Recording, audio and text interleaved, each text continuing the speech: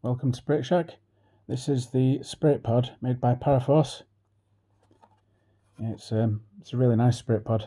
So what a SpiritPod does is detect static electricity, which spirits may be made up of, but they definitely give off for sure. It's really high quality. You can detach the aerial using this knob for storage or for putting in your bag or whatever to take to locations. So that clips on and off, and it's also an extendable antenna, which is a good meter.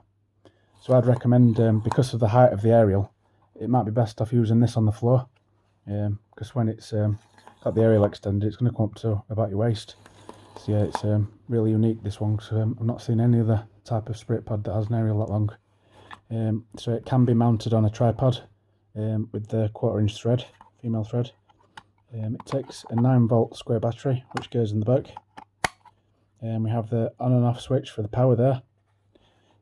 Like with most SpiritPods, you've got your 4 lights. So I'll give it a quick test to show you. So humans do give off a little bit of static, so we should be able to trigger it by putting our hand near the aerial. So just turn it on and let it calibrate. So if I put my hand near the antenna,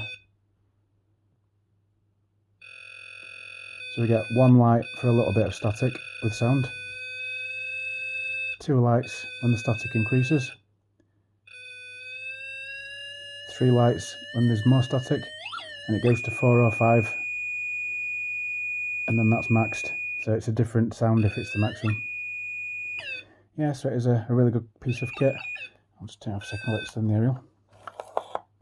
So if I move this onto the floor, the good thing about it, because of the height, you're detecting static here, you're detecting static here, here, here, here, and obviously it's 360 around the area of the antenna, so you have got quite a bit of coverage through that entire length.